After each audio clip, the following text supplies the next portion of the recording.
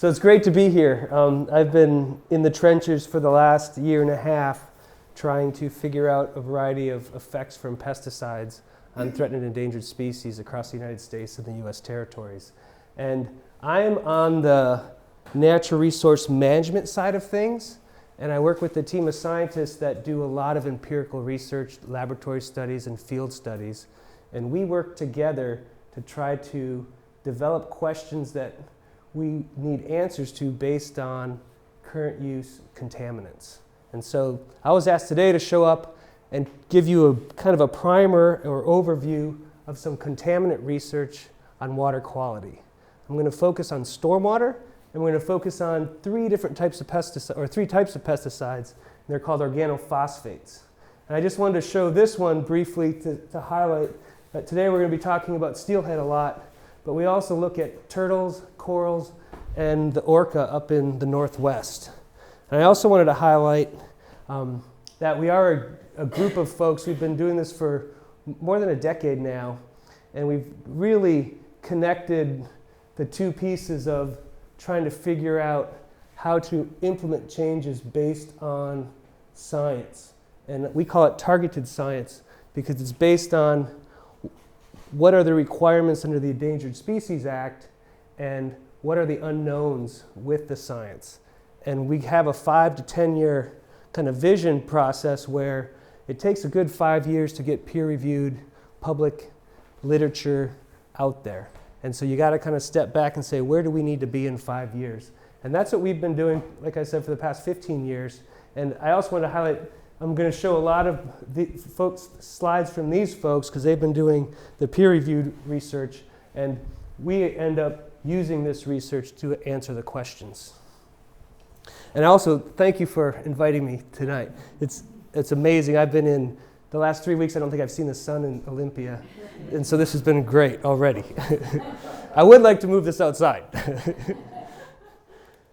So these are the topics I wanted to cover today. Some of you're going to see a few science slides with graphs, and I'll walk you through those. But I also have some big picture slides as well. But we're going to cover pesticides in salmon and steelhead, mixtures and temperature. What does it mean to be exposed to mixtures, as well as elevated temperatures? Stormwater, a little bit on the Endangered Species Act. And it's not all going to be doom and gloom. We have several successes out there too. And really the success comes from engaging people who actually are on the land and talking to them and trying to figure out what can we actually do to reduce exposure to these compounds. I do have some pretty pictures. These are some coho salmon, and we do have spraying of materials. And the whole deal is, will these critters see this in the water? And if they do, what does it mean?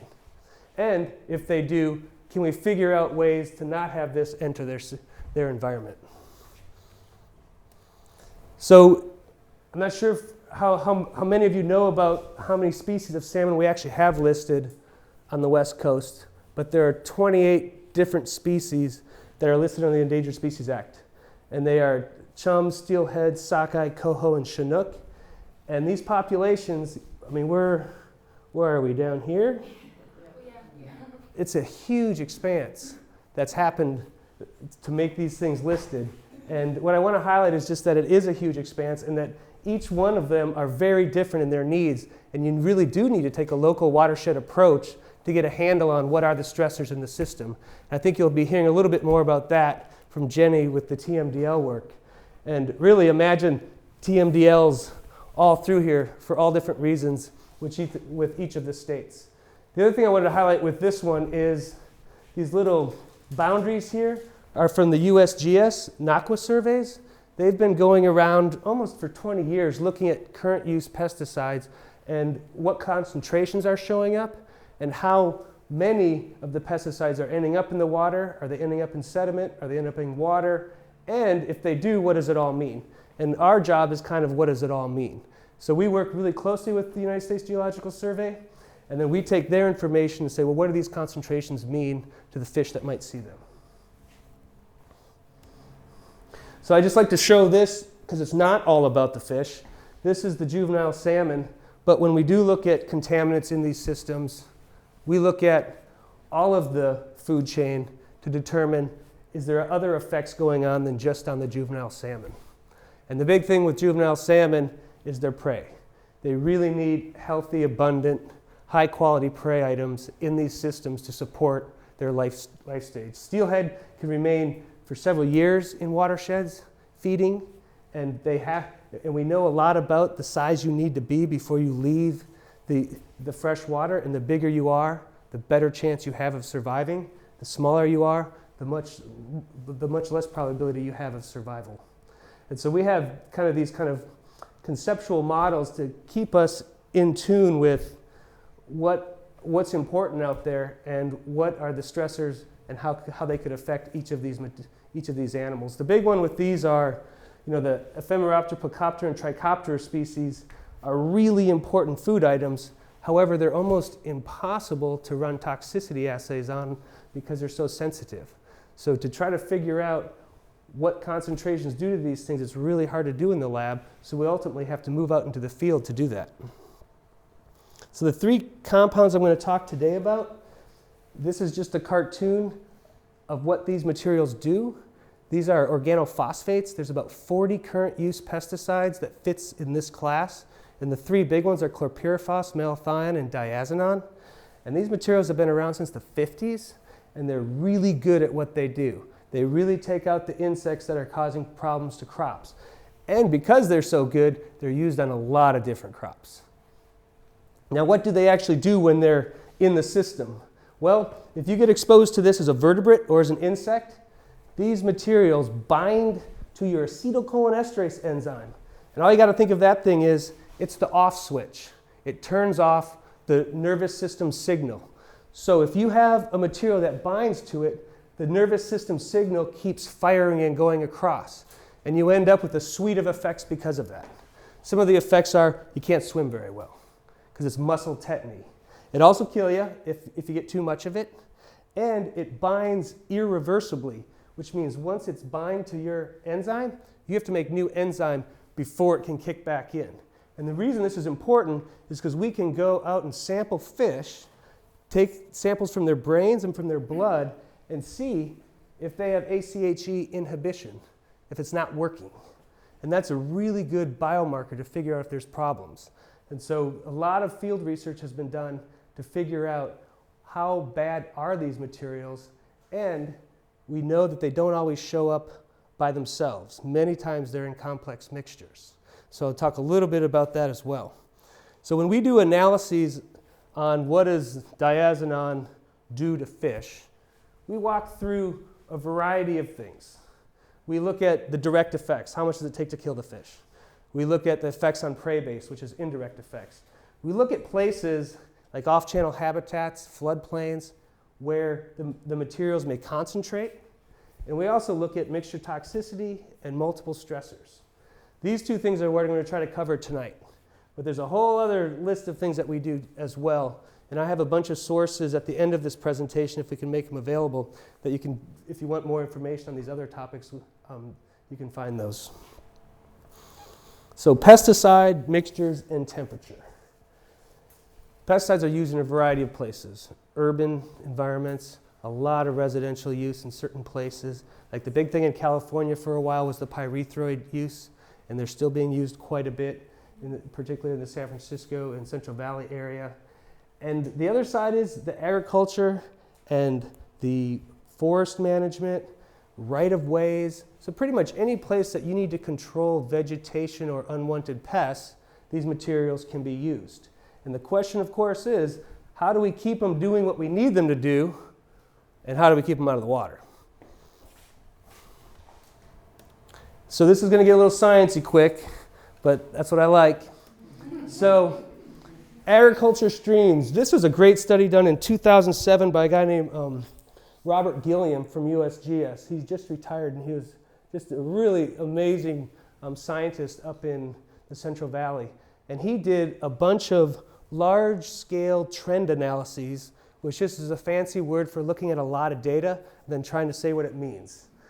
And what he found was that in agriculture streams that had been sampled, 90% of the time they had 3 or more compounds in that water sample, which when you start looking at the uses of these materials, it kind of makes sense.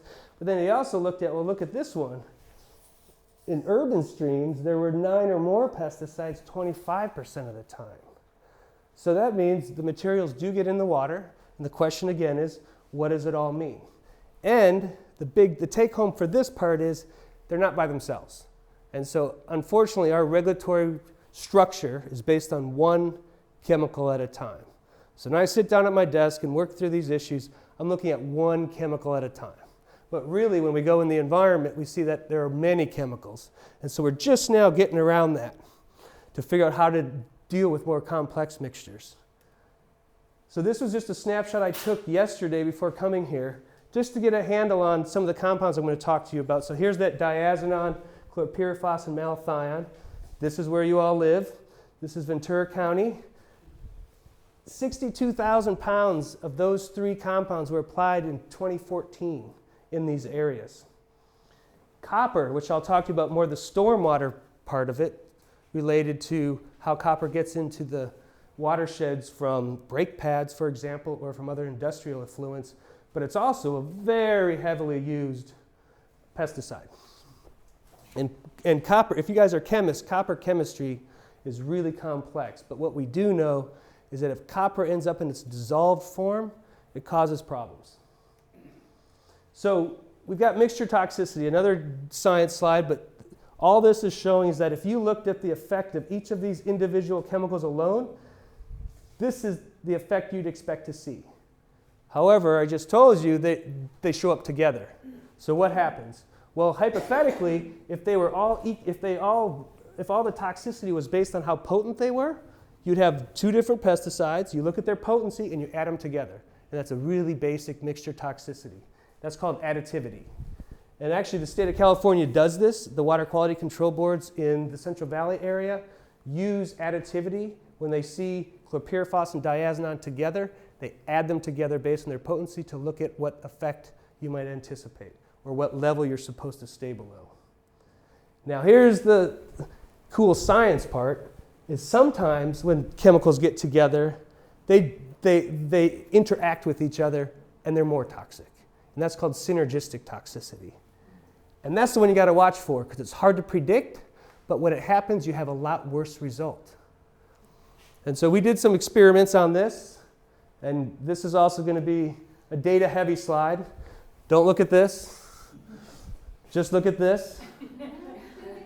All this is saying is, this is your ACHE activity. If you're a properly functioning vertebrate or an invertebrate, you would get a sample here, and you would have 100% activity. Well, if you add 2 pesticides together, and they are equal potent, which means they just add together equally, they'd be on this line. And these are just different concentrations of those 2 different compounds together. However, if it's synergistic toxicity, you'd expect it to be down to here somewhere. If it's antagonism, that means the 2 compounds, when they get together, are not that toxic. They actually cancel each other out. And that happens too, but not very often. And you'll see them up here. So we did these experiments. We took juvenile fish, exposed them to known concentrations together of the 2 compounds, sat them down, put them in water for a week, 2 weeks, and took samples out. And if we had antagonism, we would expect these bars up here, right? If we had addition, we'd expect them to stay right on the line. And what do we see? All of them fall below, especially these, and so that is synergistic toxicity. So it turns out that certain organophosphate insecticide combinations are more toxic together in a synergistic way. And unfortunately for fish, if you happen to be in this situation, in some cases, you have 100% mortality occurring in those exposures where you would expect if you just looked at the 1 compound at a time, if you just looked at 1 compound at a time, you would say it's a sublethal effect and it wouldn't kill the animal. It would just decrease its ACHE activity. So what ended up happening is that this was a very surprising result. And it turns out that these combinations of malathion, chlorpyrifos, diazinon malathion are extra toxic to the fish. So what, right? Well, we move on to real world environments and we look at, is there an issue with mixture toxicity that occurs in places with elevated temperature? Temperature is a big deal for fish, especially cold water salmonids. This is some work done by a Northwest Fisheries Science Center McElhaney, and he went and took climate models, brought them down to a regional perspective, and said what would happen, or what's anticipated to happen with this modeling exercise for temperature in this stream system. And this is what it is currently. All this is the daily temperatures, max and mins, throughout January all the way through December. So 1 year of data. We know that if you expose juvenile coho salmon to 23 degrees C, you're going to see some significant mortalities in those salmon. So in the Northwest, we have what's called temperature criteria, and that's meant for rearing, spawning, and migrating, and that's at 17.5 degrees C. So this is just a normal year, and look at how many are still spiked to that.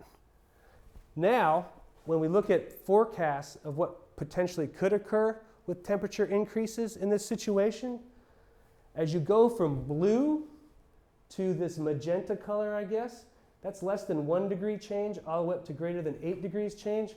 You start, this is 2000 to 2029. As you move down to 2030, 2069, and then the next 30 years, you see an intensifying temperature footprint.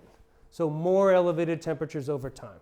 It's not really surprising, we're already seeing these types of things, but the issue is, will our fish that really like it here at 15 degrees Celsius be okay when you see this become the norm for the growing season related, from May, April, I guess this is April, May, June, July, and across.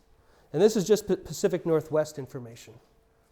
So I'm not familiar with what the climate prediction things are here, but I would guess it's similar type of information, or similar suite of forecasts. So our question is, all right, we know we have these mixtures sometimes showing up. What does it mean if those mixtures show up in places with elevated temperature? Does it mean anything? Is it just going to be kind of just cancel each other out? Well, we did some research on that because it's a big deal for what we look at. And if lower temperatures were more protective, we expect no big changes here. So this is the control fish where they're at 8 degrees Celsius and they're doing fine. When we start looking at toxicity of two binary mixtures, diazinon-malthion and ethylpropan-malthion, we actually see what? As you increase temperature, you drop the acetylcholinesterase activity. So these are the same concentrations. These two things are the same concentrations all the way through here. So this is the same concentration. What's changing? The temperature. What's showing here is with increasing temperatures, you ultimately have increasing toxicity. And this was a very novel finding for the work. And we think we know why it is. It turns out that these compounds, when you get them into your system as vertebrates or insects, it has to go through a metabolic process to be biologically transformed. And that biological transformation, it goes faster with temperature. So it's a more toxic impulse quicker. So instead of a slow process where you're taking the stuff and you're cleaving it and then it attaches to your acetylcholinesterase, this happens really quick. And because it happens so quick, you see the toxicity. I know that was a lot of science graphs, but this is the take-home message. Mixtures of pesticides are common in fresh waters that provide habitat to these species, and that modest elevations in temperature do enhance the toxicity that we see. And that is my pesticide vignette. And now we're going to talk a little bit about stormwater runoff. This has been a huge deal in the Pacific Northwest, particularly in the Seattle area. We have a recurring theme of coho salmon coming back to the streams, and when they get back, when they're doing the transition from seawater to freshwater, within an hour, if it's a major stormwater event, they're belly up and dying, and it's called pre-spawn mortality. And this has been an investigation from the Science Center folks for 10 years now. And we're getting really close to figuring kind of what we think it is. It's definitely a water quality issue. They've done every disease test, everything that could possibly go wrong with these fish. And it looks like it's a water quality issue. And there's some exciting success with this as far as figuring out what we can do to stop it. So this is a slide that my colleague Nat Scholes put together. And he worked with a newspaper in Seattle to put this together. And so stormwater has a lot of different contaminants.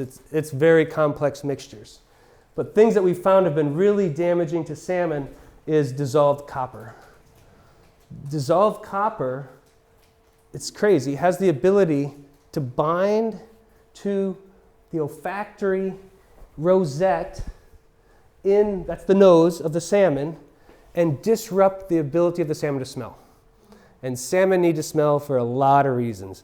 To participate in spawning, to find their way back, what else? To avoid predators, lots of things. And it turns out that the environmental concentrations we're seeing out there is sufficient to reduce the ability of the fish to smell. I'm not going to talk about these other materials, but they also cause issues as well. So this hit the papers a while ago, but in a nutshell, it's ecologically important behavior mediated, meaning salmon need to smell to basically to survive and find their way back. And also, when you look at the lateral line system of fish, basically if you look at a fish and you take an electron micrograph of its skin, you'll see these little hair cells coming out of them, and that helps them orient to the flow of the water. It looks really cool. Unfortunately, 10 micrograms of copper completely destroys it and allows them not to be able to orient. And so our Science Center was really interested in figuring out, does this just happen to a fish and they can either grow those back? Does this happen to a fish and their olfaction is going to be okay? And so we started doing some studies that looked at what are the consequences of not smelling? What does it mean to be a juvenile salmon in a stormwater plume and you can't smell? What does it mean? Does it really mean much? Because you can go to the next stream and maybe avoid this type of stormwater. So we did a set of experiments, and my old colleague Jason Sandel did a lot of this, and Jennifer McIntyre, who's a professor up at University of Washington in Tacoma. And she really wanted to get a handle on what does it mean to have a smell be affected. And one thing that juvenile salmon use for smelling, or why they want to smell, is because they can pick up an alarm cue if there's other salmon in the system that are being preyed upon by a bird, by another fish. And what happens is this cool word Schreckstoff, which means scary stuff, and I thought that was funny. It's an alarm cue in fish skin that's released when it gets bitten. So this predator, lingcod, bites that fish, and if other fish were downstream, they would detect that skin compound, and they do something really cool. I just love that graphic that she has.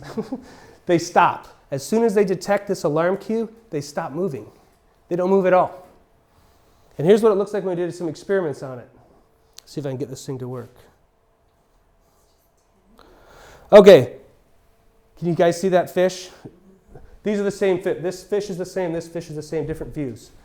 What you're going to see is all of a sudden one fish stops and drops. And the other fish is just cruising around still. So what's happening is the dissolved copper binding to the olfactory neurons, the olfactory rosette, and allowing it to, it can't detect the copper, so it keeps swimming. I'm sorry, it can't detect the alarm cue, so it keeps swimming. This one detects it and stops right away. So in the environment, if you did that, and you were this fish who kept swimming around, that's very risky behavior as a juvenile salmon. You could get preyed upon because of that. So that's all fine and good. Then we wondered, does it actually mean anything when you put a predator in there? And so these set of experiments, same coho salmon, but they brought in a cutthroat trout and exposed both the juveniles and the adult and the predator, and then looked at would increased predation occur to the animals that got copper. Let's see. I don't have a cool movie for this. They do have movies, but I didn't grab it from them. So this is the control response. This is a predator eating juvenile salmon, and basically it takes them about, how many seconds? I don't know, 50, 60 seconds on average. So 50% of the juveniles survive over a period of 50 seconds. When those juveniles are given copper at 20 micrograms per liter, 10 micrograms per liter, and 5 micrograms per liter, it shifts this curve this way. And what that means is they're eating a lot faster because they're still swimming around. They're not stopping. These guys are stopping, so only so a bunch of them don't get eaten right away. And these guys in between what? It just looks like 12 to 9 seconds. So that is confirmation that there could be an ecologically relevant pathway here where fish being exposed to dissolved copper in the water is not being able to detect what's going on in its environment, and for that reason not be able to avoid a predator because it's still swimming around thinking there's no problem. And there are some good, I will get to the success stories, so it's not all doom and gloom. And this is one of them. The Endangered Species Act, I'm going to shift a little bit now to this arena because it is the only act in the world that grabs the issue of effects on endangered species to this degree. And what I mean is it focuses on the ecosystems with which these species depend on. And that allows you to look at much more than just the species themselves, but actually the habitat that they're in. And it gets a bad rap a lot, but actually it really does allow many partnering opportunities around this act to help out on the ecosystems and habitat side of things. What most people hear about is this section. So there's 10 different sections. This is section 7 of the Endangered Species Act. And this is a section that's also unique to this act. It says that no matter what federal agency you are, the Navy, Bureau of Rec, BLM, EPA, if you have an action that you authorize, fund, or carry out, so that's pretty broad, authorize, fund, or carry out, you have to talk with NOAA or Fish and Wildlife Service to make sure that that action is not going to jeopardize the continued existence of that species or jeopardize or adversely modify its habitat. So two pieces, the habitat piece and the species itself piece. And these two things together make this a very powerful analysis of what different actions are doing. And we're supposed to use the best scientific and commercial data available. So the types of science that I've already walked you through, that comes right into our game as this is what we have to look at, how do we do it? The other thing it does is once the services, either NOAA or Fish and Wildlife Service, writes a report about this, then you open the door and there can be some really meaningful conversations about how to reduce the impact of whatever action you're looking at. And that's kind of a prelude to what I work on a daily basis, which is in our system, EPA registers pesticides. So there's a whole different branch of EPA that just registers pesticides. And they have their own statute. It's called the Federal Insecticide, Fungicide, and Rodenticide Act. It's a big phrase, but it's just called FIFRA. And FIFRA is there to register pesticides. And it's also there to protect the environment and human health. And so when a pesticide gets registered, that's an action. And that action is what begins our process of talking with EPA of what their pesticides might be doing. And then we talk more about how can we try to reduce exposure and avoid exposure if possible. So I've been working on these big consultations recently on 1,400 species, trying to get a handle on what these 3 chemicals are doing. And I'm not alone. There's about 6 or 7 of us from each federal agency working on this. And we're about to release the first draft biological opinion on every endangered species with 3 different pesticides. And there's going to be a great opportunity to comment on it. And I will send the link to you, I hope. And anyone who wants to comment on this big report that we're writing, it will help us get a better final product. And the goal is to not do this one chemical at a time. There's 900 active ingredients out there. And of those 900 active ingredients, many of them have been around since the 50s, and there's 30 or 40 new pesticides being registered every year. So it's not possible to do this chemical by chemical. The idea is that we're going to learn from these big reports that we're writing and come up, I hope, with a suite of things that make sense that people can do to actually keep the stuff out of the water at toxic concentrations. And so if you do apply pesticides and you've taken classes on this stuff, you end up getting a label, and that label is what we call the action. And it's basically the authorization of use or uses described in the product. And it tells you how much to use, how to use it, where to use it, when not to use it. And that's our action that we analyze to figure out what concentrations might end up being in the salmon world. So where we are now with this process is we've completed 37 pesticide products, and we found jeopardy on many of them. Meaning we end up talking with EPA about how can we figure out together how to reduce this loading to concentrations that won't be a problem. And it's really hard, and there's no one solution. But what we have learned is when we engage people, we get somewhere. And that's one of the reasons I'm here today. So that was the kind of setup for, do we have some successes of improving water quality? And we do. And this is a big one. So that dissolved copper story, the copper that binds to the olfactory system and doesn't allow it to smell very well, turns out that one of the major sources of dissolved copper is every time you touch on your brake pad, every time you pull up to a stop sign, every time you drive in this traffic. Every time you hit that brake pad, there's a little dust that comes onto the road. And it turned out before that amount of copper was huge in those brake pads, high percentage. Now we have legislation, both in the House and the Senate, that worked with industry to reduce that level. And California followed as well and did the same thing. And EPA nationally saw this and met with the industry, and now we're going to have reduced copper levels in brake pads on a national effort. It's a great success story. And with the materials I told you was causing or leading to pre-spawn mortality of the salmon, it turns out that there's a really simple fix. It hasn't been scaled up, but if you run stormwater through a simple column of this material, 2 inches of mulch, 60% sand, 40% compost, 24 inches of bioretention soil media, and you run the stormwater directly through that, you remove the toxicity.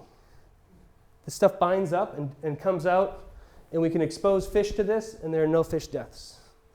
Are you talking about just copper or? All sorts of stuff. So this would be anything in that stormwater. We never found, or folks who are working on this never found what the one chemical is that's leading to this. But what they did find is if you do that, and then you expose the fish to what comes out the bottom, you don't see that. So it would be copper, whatever's in there. I mean, some of the hypotheses are maybe it's someone, our brake fluid or our window wiper fluid is causing the problem. No one knows what the problem is, but there is a simple solution. The question is, you got to work with a lot of smart people to figure out how do you scale that to handle stormwater. The last thing I wanted to touch on was just riparian areas. So in the pesticide arena, after doing this for years and years and trying to find what's the best way to try to get these stuff out of the water, we think this partnering on riparian areas in floodplain habitats, it's good for many reasons. It's not just reducing the pesticide loading. It's providing habitat for species. It's improving the floodplain function. It's dropping stream temperatures so you don't have the temperature issue. And we found out that there's a lot of good folks doing stuff right now. So we partnered with Washington State Department of Agriculture up in Berry Country in the north of Washington State. And they had already planted these hedgerows. Some of them were crepe buffers. And they looked like these, some of them looked really nice riparian veg. And others were just kind of a line of trees or shrubs.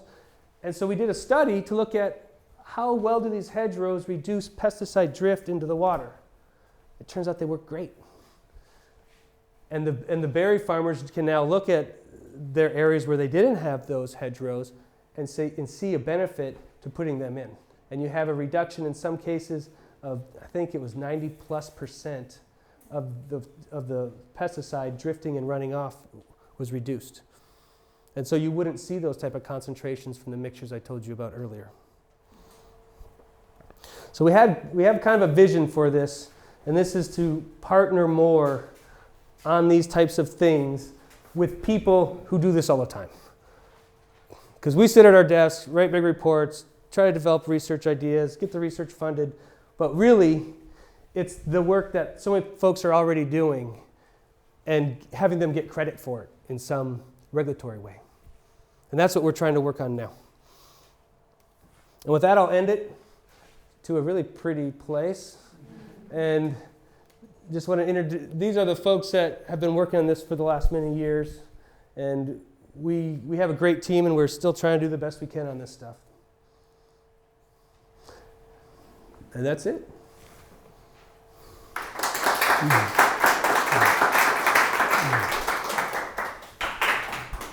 Hi, everyone. Thank you for inviting me to speak. I think I love my job as much as Scott seems to. So I'm going to go over more of the regulatory side of things, specifically regulations to restore water quality in the Santa Clara River. My name is Jenny Newman. I'm with the Los Angeles Regional Water Quality Control Board. We're a state agency. We're under the umbrella of the California Environmental Protection Agency. And our mission is to preserve and enhance, I'm not going to remember the California's waters for the benefit of present and future generations. So we regulate the discharge of wastewater to waters of the state under the authority of California law, the Porter Cologne Water Pollution Control Act, and also federal law, the the Clean Water Act. This is the Los Angeles region. The Los Angeles Regional Water Quality Control Board is one of 9 regional boards throughout the state, and our region covers the coastal watersheds of Los Angeles and Ventura County. So here we are in Oxnard. I had an older, I replaced this map, but it should show the different watersheds. Here we have Ventura River watershed, then Santa Clara River watershed, and then Calleguas Creek watershed, and then you go down into Malibu, Santa Monica Bay, Los Angeles River, San Gabriel River, and down. So we're going to be talking about the Santa Clara River watershed, because that's what I was asked to talk about, and that's the focus of this group. So here is the Santa Clara River watershed. There's a lot of things on this map. But I will go over the things that are important to my talk, and then I might come back to this map a little later. So I think actually I'm going to come back to this map a little later. Anyway, this is the Santa Clara River watershed. This shows all the water bodies. Some are in red, some are in blue. I'll talk about that later. And all these different colors are the different land uses. You can see the Santa Clara River watershed is mostly open space, undeveloped land. And then the next is the next predominant land use is agriculture, and then you have residential, industrial, and other municipal type land uses. And they occur mostly along the river stem and down towards the estuary. And what I'm going to talk to you about is the type of regulation that my agency develops and implements to restore impaired, polluted water bodies. And that is a TMDL. So what is a TMDL? It stands for Total Maximum Daily Load. And it's not that cute of a name, but it means how much pollution can be discharged into a water body and that water body still meet water quality standards. And the water quality standards are set based, they protect all beneficial uses of that water, be it drinking water, recreational use, aquatic life, navigation. So the standards are set to protect those uses, and that's where a lot of Scott's work comes in. You know, my agency implements water quality standards that are set based on this research. What are the toxic amounts of various pollutants in water bodies? So once we know the standard, we write the TMDL to meet the standard. So TMDLs are for water bodies that we go out and we sample, and there is the water quality is exceeding the standards. It's not safe for one of the many uses that the water body is supposed to support. And so we write a plan. So TMDL is a plan that once we get that number, how much pollution can be discharged to that water body and have it still meet water quality standards. And then we allocate that allowable amount of pollution among the various sources of the watershed. So if everyone in the watershed who's assigned an allocation meets their allocation, if the TMDL is working, that means we will attain water quality standards. And a lot of people talk about the TMDL pie.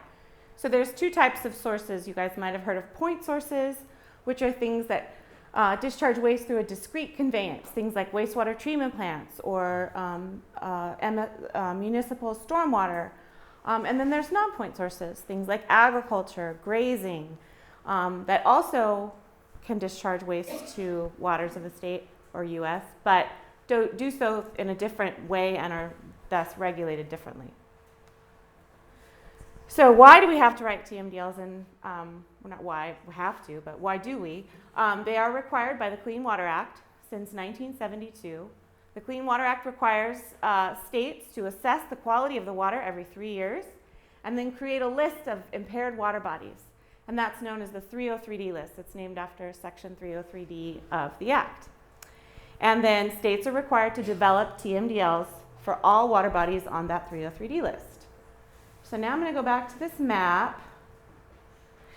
And this map shows all the waters in the Santa Clara River watershed that are on the 303D list. So the waters in red are on the 303D list, and then the waters in blue are waters that were assessed but found not to be impaired. So down here is the Santa Clara River Estuary.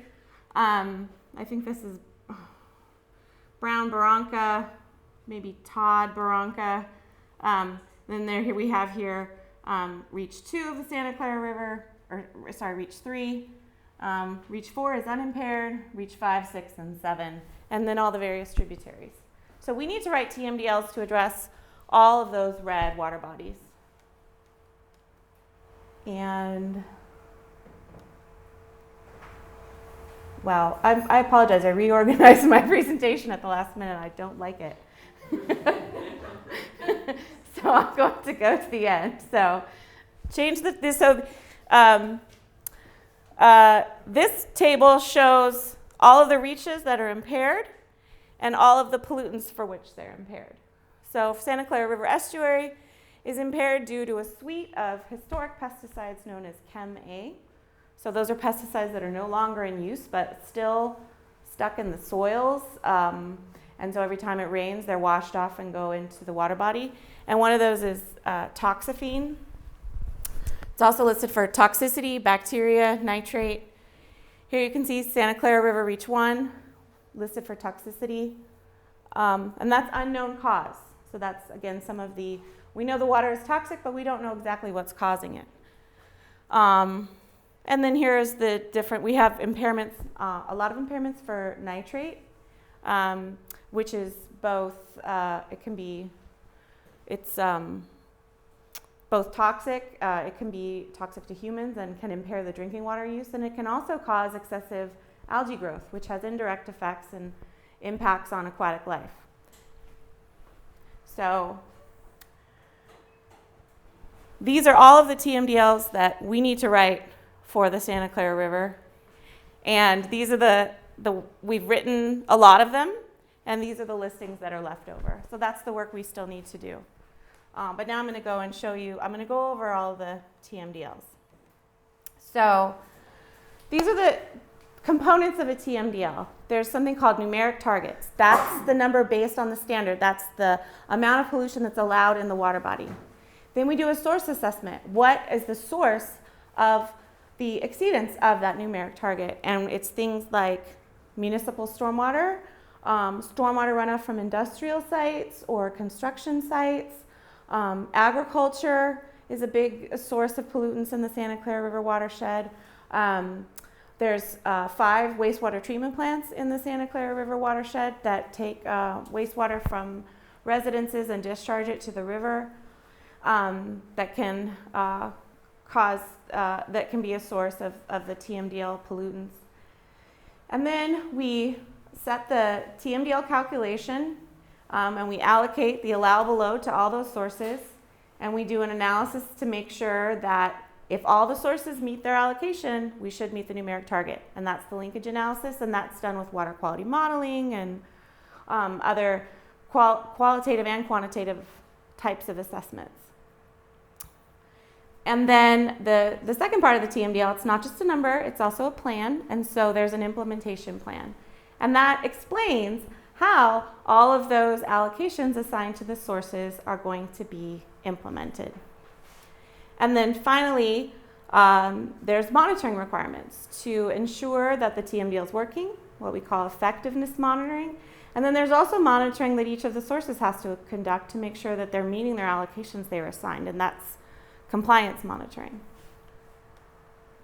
So I'm going to go over the TMDLs that we have already adopted for the Santa Clara River. The first one is the Santa Clara River Estuary Toxaphene TMDL.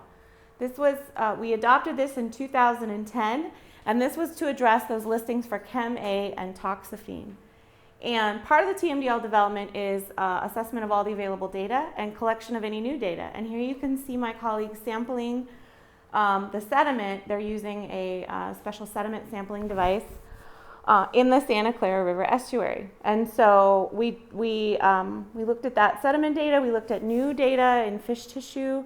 The listings were initially made based on elevated concentrations of toxaphene and chloridane in the fish tissue. And so new data came up, and new data was collected since the listing was made. And we found that the listing really was for toxaphene. So the TMDL addresses toxaphene. The numeric targets are set to protect the most sensitive beneficial use. So the numeric target is the lowest number, because different users have different sensitivities. Like fish are much more sensitive than humans. Invertebrates are more sensitive than fish, except in the case of carcinogens. Then human consumption of fish is actually the most sensitive use. And so the numeric target for toxaphene in the Santa Clara River estuary is to protect fish consumption, which in turn protects aquatic life, because we know the number's low enough to protect both of those uses.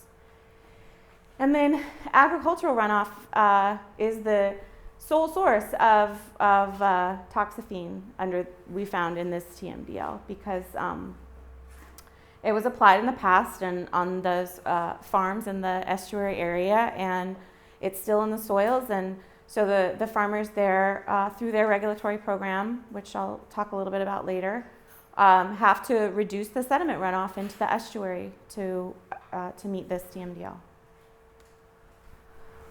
The next TMDL I'll talk about is the Upper Santa Clara River Chloride TMDL. It doesn't really impact trout or aquatic life. Really, the most sensitive use in the watershed affected by chloride is actually agricultural use. Too much chloride in the agricultural water is bad for avocados, and there are users of the water in the system, and the chloride levels are hurting their crops. So the numeric targets in this TMDL protects the agricultural use, and then also it protects aquatic life, because we know the number is low enough to protect aquatic life too. And then that TMDL applies to the upper reaches 4, 5, and 6, and the Saugus and Valencia treatment plants in Los Angeles County are the primary sources. Then, yeah? Is that mainly water softener? Yes, it's water softeners.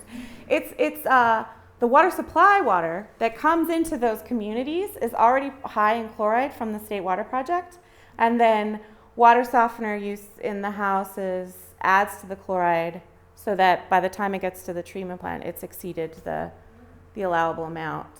So the treatment plant did a really good outreach program to get all the residents in those communities to get rid of their water softeners.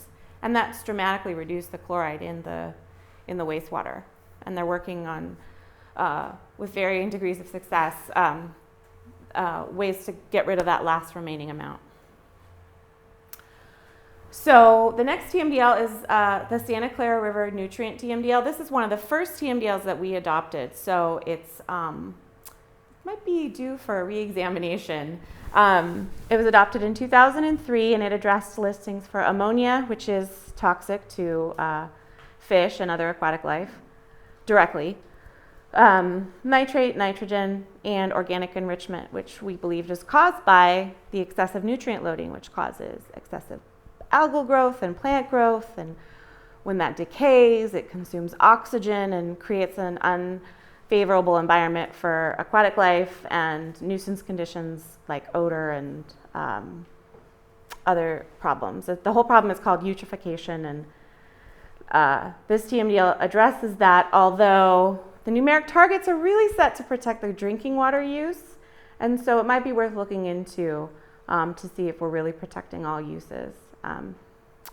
But this TMDL assigns wastewater allocations for the wastewater treatment plants, because that is a big contributor of nutrients. It's nitrogen and phosphorus are high in wastewater.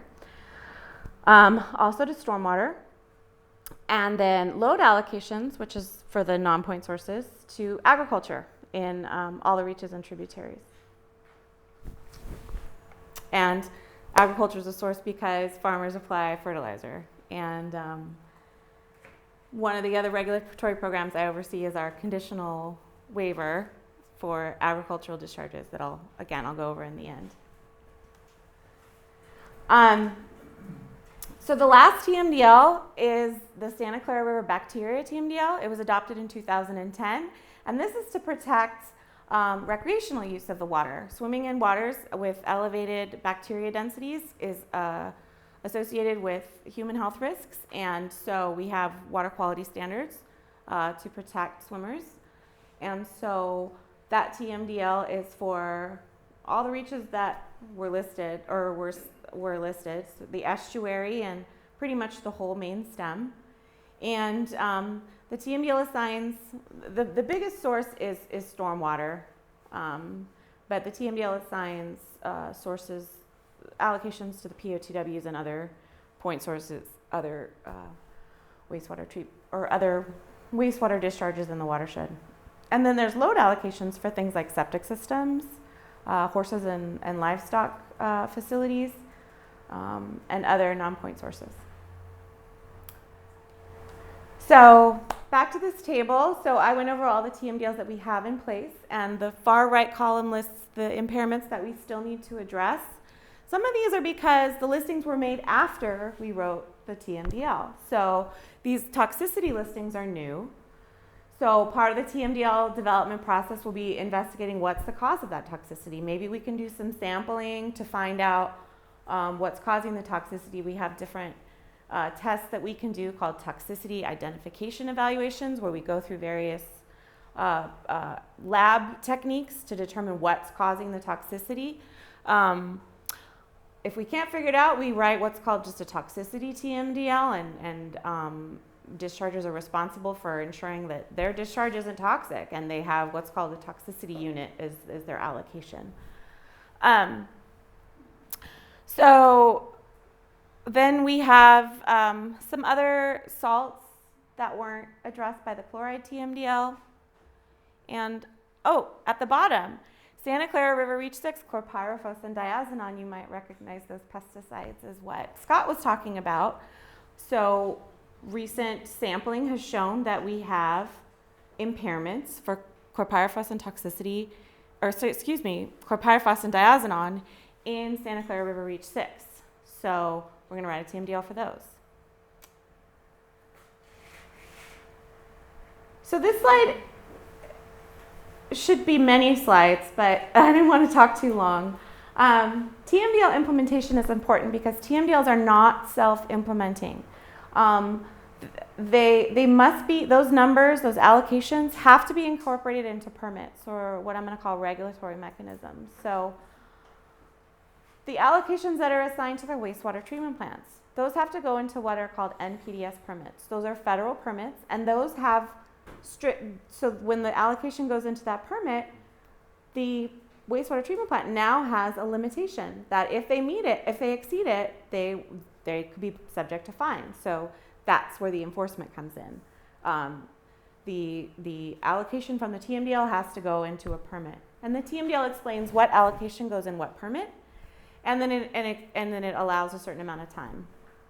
So the other thing I have on here is MS4 permit. That's the municipal stormwater permit, runoff from cities, streets, and roads.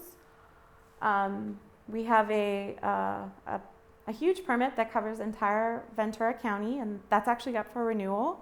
And so there's opportunities for all of you to comment on that to make sure that TMDLs are properly incorporated into that permit, and that the cities and counties subject to that permit have requirements that will make sure that the TMDL is met and that water quality standards are attained and that all the beneficial uses are protected. And then the last example I have here is our agriculture waiver. That's a waiver of a permit. So this is a non-point source, so we have a slightly different regulatory mechanism, but it still has many requirements, including monitoring and BMPs and actions if the farmers don't implement the BMPs. And these are all enforceable actions. So BMPs are best management practices. They are actions that farmers or any discharger, one who discharges waste to a water body, can undertake things to reduce sediment runoff from their property, infiltrate water so that it's not running directly into the water body but is being filtered through the ground, installing riparian buffers so that water is filtered before it reaches the receiving water. So these are all BMPs that are required by the agriculture waiver, and they're also required by the MS4 permit in a different way, but also required by that permit. And then TMDLs also need monitoring. I said there's effectiveness and compliance monitoring, and the compliance monitoring goes into the permits. And then effectiveness monitoring is usually undertaken by a group of all of the dischargers get together and pool their resources and do that kind of monitoring.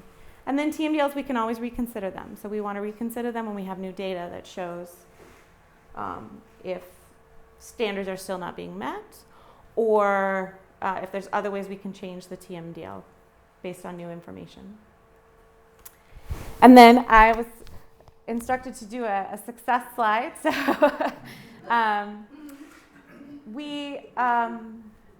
so these are our tools for successful implementation of TMDLs. And the number one tool is, well, besides permits and enforceable permit requirements, our two permittees are giggling. Collaboration. So when watershed stakeholders get together, things get done because funding is more easily attainable. People know what everyone else is doing. They can share costs, leverage resources, And so these are some of the collaborative groups that we have working on TMDLs in the Santa Clara River watershed. The first one is, I think I got this acronym right, Integrated Water Resources Management. Close enough. Groups. Those are watershed groups that were established under some state bond funds to coordinate watershed activities to restore water quality. Then we have the MS4, again, that's the Municipal Stormwater Permit. They're EWIMP groups. Those are Enhanced Watershed Management Plan groups. You know, I think that applies for LA County and not Ventura County, I'm sorry. We do have a MOA, memorandum of Okay, so all the stormwater permittees under the Ventura County permit work together. That's City of Ojai, City of Ventura, Thousand Oaks, Oxnard, County of Ventura, and 2 more I'm forgetting, or 4 more. The Farm Bureau, they have worked to establish a group for all of the growers, all the farmers in Ventura County to be regulated as one under the agriculture waiver, which is a huge cost savings for them and makes implementation so much easier, easier on the regional board, easier on the growers. And Nancy from the Farm Bureau is here, and she's going to be talking after me. I'll tell you all about it. Other groups are, I am forgetting what NRCS stands for, National Resource Conservation Service, the old Soil Conservation Service. That's a federal group that has, or federal agency that has funding to help farmers implement BMPs. The Resource Conservation District of Ventura County also helps farmers and other non-point source groups comply with TMDLs. University of California Cooperative Extension does a lot of research to help farmers and residents in municipalities on how to better manage their land so that there's less environmental impacts. And then another tool for successful implementation is funding.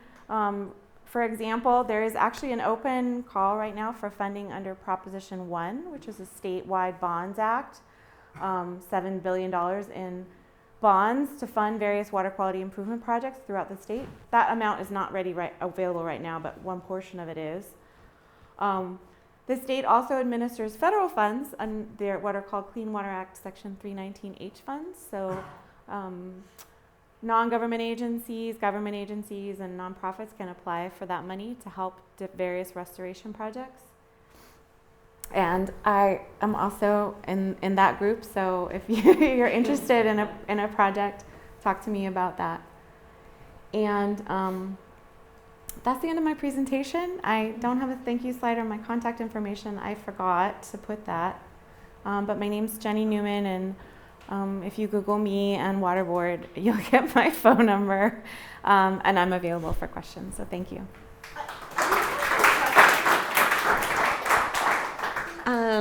Well, I've been with the Farm Bureau for just over 2 years now. As Candace said, I came from government and water public utilities, so it's been a steep learning curve to delve into this level of regulatory compliance for the farmers, as well as also learning about farming, their irrigation systems, their challenges.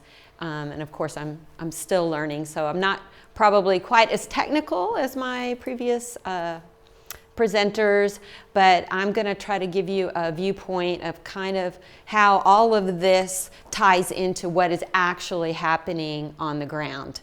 So you can kind of see how the load allocations and all the other technical things are actually being implemented by the farming community. Just before I start, I just want to kind of throw out a couple of framing thoughts. First off, farming has inherent environmental benefits to us because it acts as open space, it absorbs the water, it reduces the hydrological curve during rainstorms.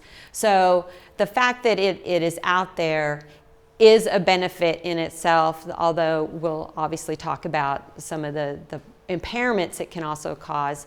But I think sometimes people forget that it's superior to concrete in a big way. So, and the second point is that food is important. I like to eat. All of us like to eat. So, I think, people are like, oh, there's all this damage that's happening from farming, but yes, there is impairments. I will be the, last people to admit otherwise, but the truth is growing food is very important. And if we want to keep farming sustainable here, we're all going to have to work together to make that happen. Otherwise, our food's going to be grown somewhere else in this world. And personally, I would rather have it grown here. So I just, as a framing before I get into the, the nuts and bolts here. So I'm just going to talk some brief stats about farming here in Ventura County. Some of you will know all of this, and some of this might be interesting information. I'm going to talk about the water quality regulations, kind of translating what Jenny talked about. Some history, how we run the program today, and a few thoughts about what I see going down the road.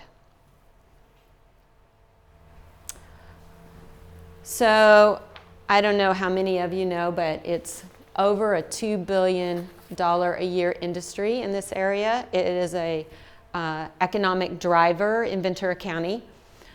There are, and you'll see different stats for this, 90,000 irrigated acres. Some people say it's less, some more, but about that is what we generally say. We have about 2,000 farms, and that number also fluctuates. This is a very interesting stat, and most people don't realize it, but we have, for every acre of farmland, we have an acre of urban. So we're very unique that way. Farming's been here for centuries, and the urban actually kind of grew up around the farming. So I don't know of many areas that really have that intermix happening between farming right next to urban areas, but it's very prevalent here, and I think that this community really appreciates that. Obviously, since we voted the SOAR in, we would like to keep our farmland here. Otherwise, it's another stat that I was surprised to know, is that half of the county is national forest. So we also have all of that. What's happening in the forest also comes into our watershed because of our topography here. And farming, 85% of our farms here use groundwater. So that's kind of an important distinction. That doesn't mean that we're not using very much surface water. It's groundwater, but that water is what's being discharged into the surface water. So and groundwater, as you know, we're next to an ocean, has a lot of salts in it. And so that also influences the surface water in our area. Okay, so I thought you might be interested in just seeing what the top crops are. This crop report comes out every year. Strawberries have been king for a while now. But of course, lemons had a good year.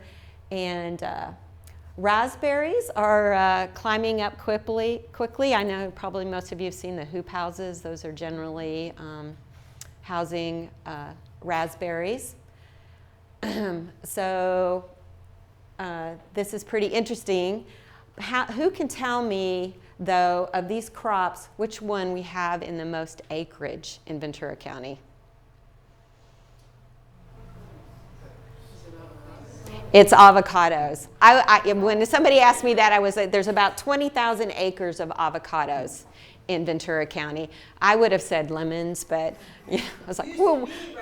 Yeah, you're right. You're definitely right. And so there's about 15,000 acres of lemons, 14,000 of strawberries, but that number has kind of seen a decline because of the drought these last 5 years. And then celery, 11,000 acres. Who knew? I mean, I think we might be the only place that grows celery around here. So that if you're out there looking at that, you'll see as you drive through, is like you see the little curly tops out there and celery. Yes, and we have a lot of nurseries. It's like the seedlings Yeah, the seedlings for the plants, and it's also, landscaping and trees. We have some pretty significant tree growing farms that are doing some really interesting stuff. I'm not going to focus quite as much on the Santa Clara River watershed, but I'm going to kind of share the other 2 watersheds in the county too. But I thought it would be interesting to see, because I think crops and where they are also impact water quality, because the crops and the water management and the nutrient management also differ between row crops and orchards. So pretty much we're seeing a lot of the orchards are in the upper watersheds. And then as you get, this is the Cayugas Creek watershed, which is our biggest watershed. There's about 45,000 of our acres, our cropping acres are in here. But down here, when we get into the Oxnard Plain, it's very flat, and that's where a lot of our row crops are grown. And also, the source of our worst water quality is down in this area, but it has kind of a 2 whammy, actually a 3 whammy in some ways, because you've got any water quality problems from here draining there. Then you also have urban areas that are influencing it, and then you have this intensely cropped area down here. So they kind of all come together, but you can see that all of those play a part.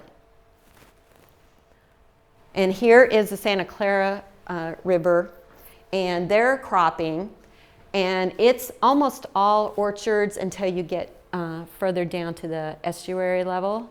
So we do see better water quality in these upper reaches because it is orchards, and they tend to have almost never have runoff, and especially with the drought, they never have runoff. And plus they just cover a bigger area, so it just absorbs more there.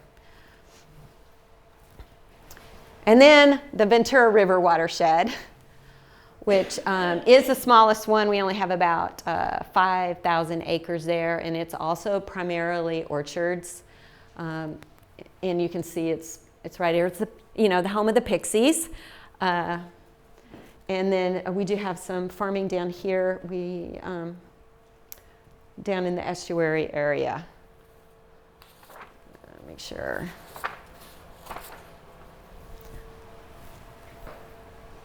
So Jenny pretty clearly talked about the ag waiver and some of the sources of its authority, which is the Clean Water Act and the State Port Cologne Water Quality Control Act. It regulates all discharges or runoffs into surface water. It's there to control and prevent contaminants. And I'd like to also point out that the ag waiver is part of the suite of permits that she talked about, because we have the stormwater permit, all the wastewater treatment plants have permits, industrial operations have permits, construction sites have permits. All of these activities are all going on. So we're a major land use in Ventura County, but we're not the only player in terms of addressing water quality problems. So we didn't get our first waiver until 2005, so that was only really 12 years ago, which means a relatively young program if you look at it, that we've been in Ventura County for centuries. So we report to Jenny. And the discharger group, you hear it, if you hear it, we call it VCALG very lovingly, but it's the Ventura County Agricultural Irrigated Lands Group, and we call it VCALG for obvious reasons, because it's way shorter. But after that first waiver, we set up the first discharger group, and it's housed within the Farm Bureau, so that's how the connection is. And we have about 1,400 of the landowners and about 85,000 of the acres, we hope. We're working on it, but we're getting there. are VCALG members. Joining VCALG if you are an agricultural producer is voluntary, or you can work directly with the regional board. And I don't know how it happens, but they generally, sign up for the discharger group. So anyway. And like the other programs, it has evolved also. The waivers are for 5-year terms. So we had our second one, which a lot of the requirements mirrored the first waiver. But then the TMDLs and those requirements started to be integrated into the program, which is a trend that has continued. With the third waiver adopted, which was a little less than a year ago now. It's hard to believe almost a whole year is already gone. But it has a whole slew of some new things happening. The goal is to try to improve the water quality more quickly. We are seeing improving trends in many areas, and in some cases not so much. But we'd like to see it happen more quickly. So that was the goal that we were given. But we have a lot more reporting and analysis and data collection, more outreach requirements, more best management practices will be assigned to the farmers based on their responsibility areas, is what we're going to be calling it, which tie the water quality results directly to the BMPs that we'll be asking them to do, so we can try to move that needle faster. The way they'll be reporting their BMP implementation is through surveys. We just went through a survey period in January, and then the next one will be in June of 2018, and the last one for this waiver term would be in 2020. We will be, in the next year or so, be looking at those trends, and if there are trends that are not improving, we probably will be doing source investigation studies as part of like what we were talking about. So we see there's a problem, it's not improving, so what is really happening here? Are we the only influence, or are there other things happening that we should know about that we can go in and address? And maybe some natural sources of problems. We don't know in all cases. So that's a new thing that was brought into this waiver to help us analyze what water quality impacts are happening. We have also, this is our first waiver where we're tied more directly to groundwater. So we have some special studies that we're doing with that, and also we are participating, all the farmers are participating very heavily in the Sustainable Groundwater Management Act and all the efforts to manage the basins, the groundwater basins, more sustainably. That's going to mean allocations for the farmers. They will only be able to use so much water. That also has a water quality component to protect the groundwater quality. So it's not just surface water anymore. It's also, what are the impacts to groundwater? Since, farmers use 85% of the groundwater. And we have time-certain deadlines now in this waiver that ask us to have dates on these TMDL benchmarks, so that we need to design our program to reach those. So this is the first time we've had that. And then the benchmarks also have a goal of 10 years. So we're trying to move along. So what are the elements? The water quality testing is the foundation. It's what actually shows us what's happening.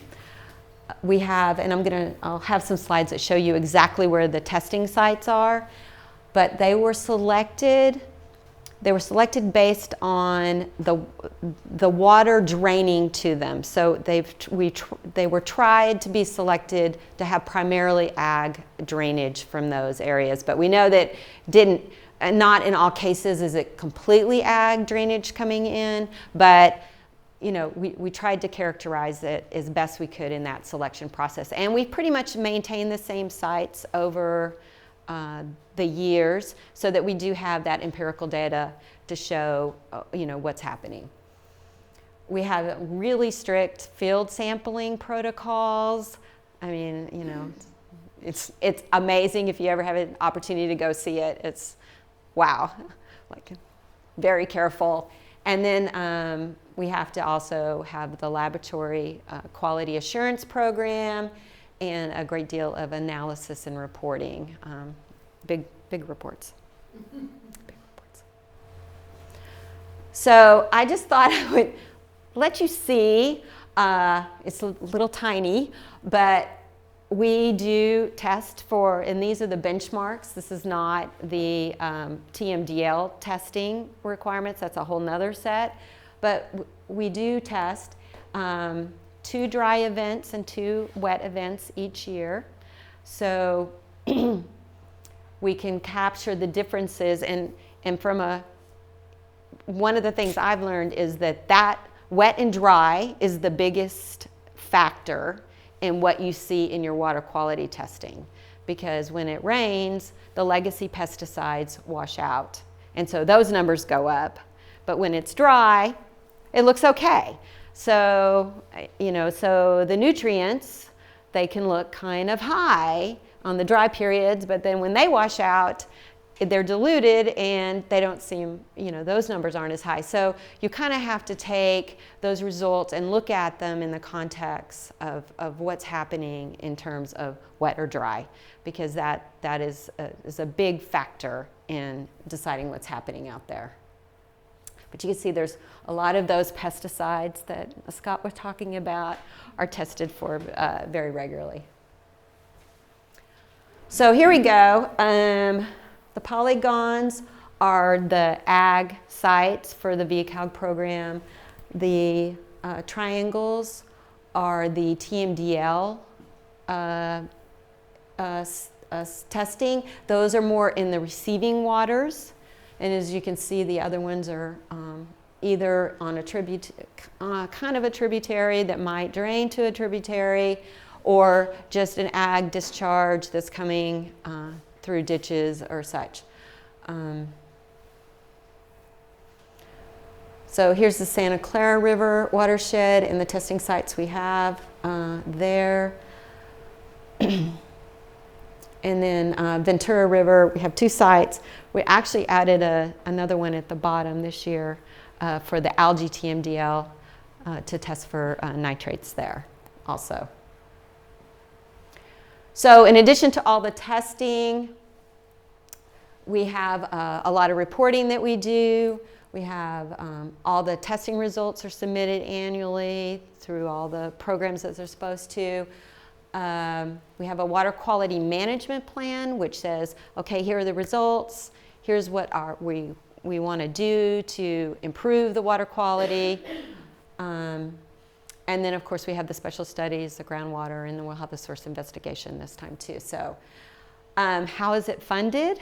Well, all the farmers pay a per acre charge, per irrigated acre charge, and depending on what watershed, because you see there's a lot more work done in the Cayugas Creek watershed, so that one's more expensive. So it ranges anywhere from $10 to $30 an irrigated acre. So it ends up being about a $1.6 million program, and we have about, since the inception, that was 13 million last year. Now it's more like 15 million that's been invested over the last 12 years. We also have education and outreach, which is a big part of my job.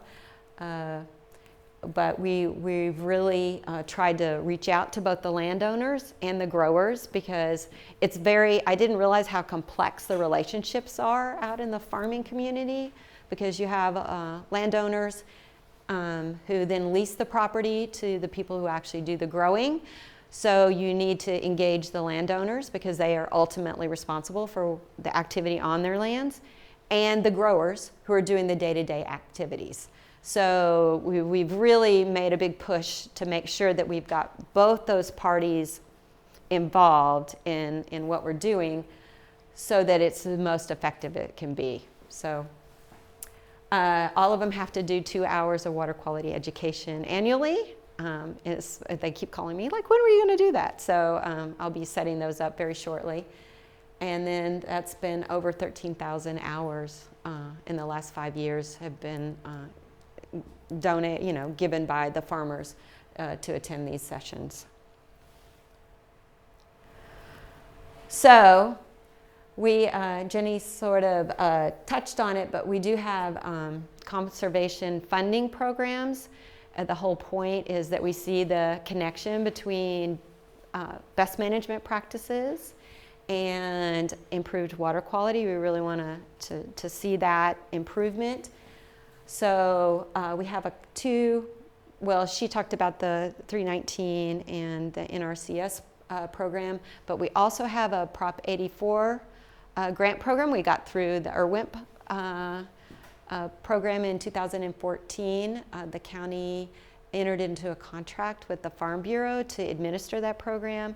And so we provide through the RCD, the Resource Conservation District, we provide evaluation services, and then we refund, we can rebate up to 60% of their equipment costs. So it's really helped a lot of farmers make that investment because it's very expensive. And a lot of them are ready to do it. In fact, I think the big farmers made that investment earlier in the drought. So this program has really been helpful for the smaller farmers who may or may not have been able to make that investment.